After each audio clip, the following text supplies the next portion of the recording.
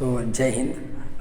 अब हम अपने थर्ड पार्ट की शुरुआत करें, जो हमारा फोर्थ चैप्टर था, इसका नाम था स्ट्रक्चर ऑफ ओशन फ्लोर। उसके अब हम थर्ड पार्ट में हैं, ठीक है। और थर्ड पार्ट में मैंने आपको बताया था कि ये सारी जो मैंने, जैसे अभी आपको पता है कि सेकेंड पार्ट में मैंने अभी आपको ख़त्म किया, अभी थर्ड पार्ट में हम ये जानने की कोशिश करेंगे कि ये सारे जो मैंने एग्जांपल्स आपको बताए, अंडमान निकोबार आइलैंड्स, ठीक है, ये सबमरीन माउंटेन का एग्जांपल है, चागोस प्लेट्यू ये कहाँ पर है, प्लेट्यूज का एग्जांपल था, प्लस मरियाना ट्रेंच कहाँ पर है, सुंडा ट्रेंच कहाँ पर है, ये सारी चीज़ें मैं अभी आपको बताऊंगा। क्लियर है, ठीक है। तो पहले हम इसे रफ करते हैं और फिर इसके आगे, और आप सबको मैंने ये बहुत बेहतरीन तरीके से समझाया था कि कहाँ कहाँ पे कौन कौन सा स्ट्रक्चर होता है। टोटल हमारे पास कितने थे स्ट्रक्चर? 7 स्ट्रक्चर्स थे, ठीक है।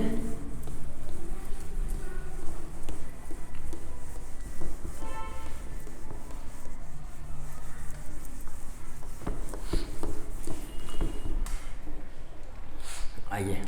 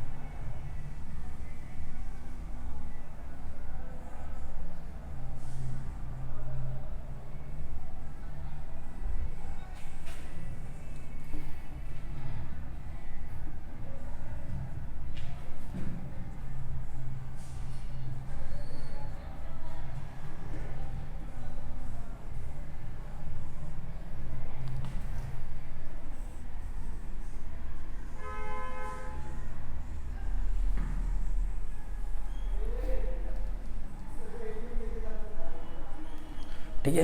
तो ये हमने वर्ल्ड मैप बना लिया। इसके अंदर ये नॉर्थ अमेरिका है और ये साउथ अमेरिका है, ये है अफ्रीका, ठीक है, ये है यूरोप, ये है एशिया, और हमारा ये है ऑस्ट्रेलिया, ठीक है, और नीचे हमारा आ जाएगा एंटार्क्टिका। क्लियर है। तो जब हमने बात किया था मिड अटलांटिक ओशनिक रीच का, जो रीचेस का एग्जांपल था वो ये था अटलांटिक ओशन में। क्लियर है, अटलांटिक ओशन में, और हमने बताया था कि यही क्या था, mid Atlantic oceanic reach. Clear है।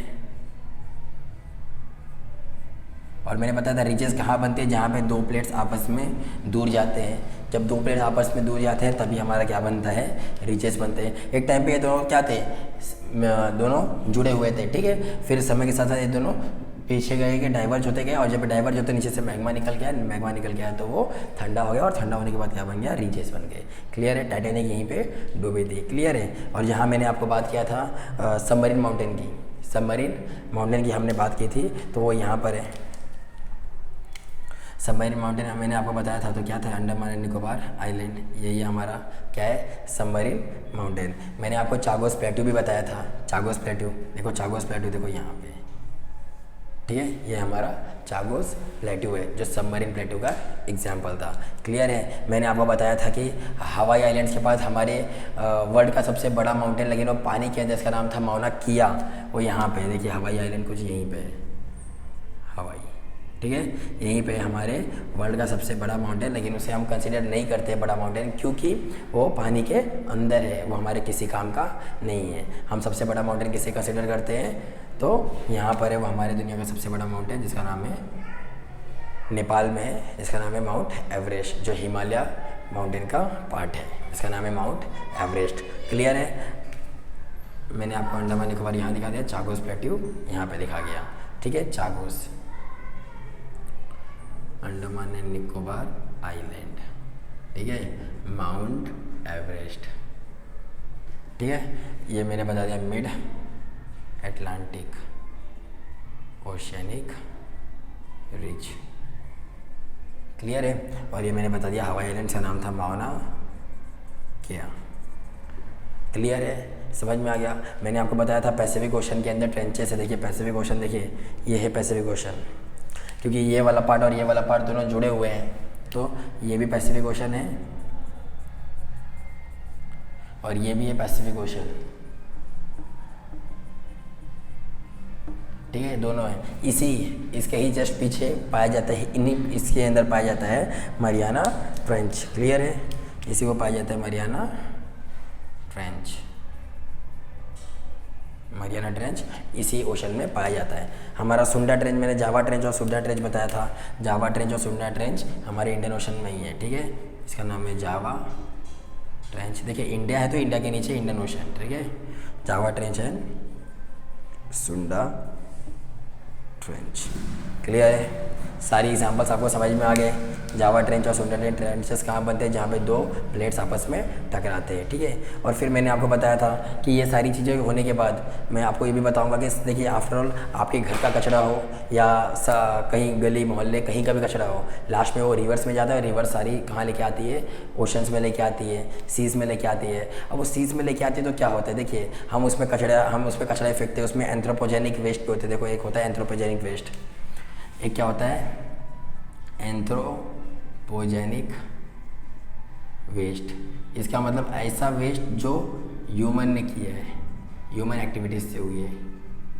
क्लियर है, ह्यूमन एक्टिविटीज़ के वेस्ट को हम बोलते हैं एंथ्रोपोजेनिक वेस्ट, ठीक है। हम लोग उसके अंदर हजार्डस वेस्ट भी डालते हैं, हजार्डस वेस्ट भी डालते हैं, केमिकल्स भी डालते हैं। समझ में आ गया। हम रिवर्स के अंदर देखिए, अब रिवर्स के बाजू में ही सारी सेटलमेंट्स होती है। सारी जो लोग रहना पसंद करते हैं रिवर्स के बाजू में रहना पसंद करते हैं। अब सारे रिवर्स के बाजू में रहते हैं तो वहीं पे इंडस्ट्रीज़ बनाते हैं, और वही इंडस्ट्रीज़ अपना जो गंदा कचरा रहती है वो कहाँ फेंकती है, रिवर्स के अंदर फेंकती है। समझ में आ गया। और वही रिवर्स कहाँ लेके चले जाते हैं, सीज़ में। अब सीज़ में जब लेके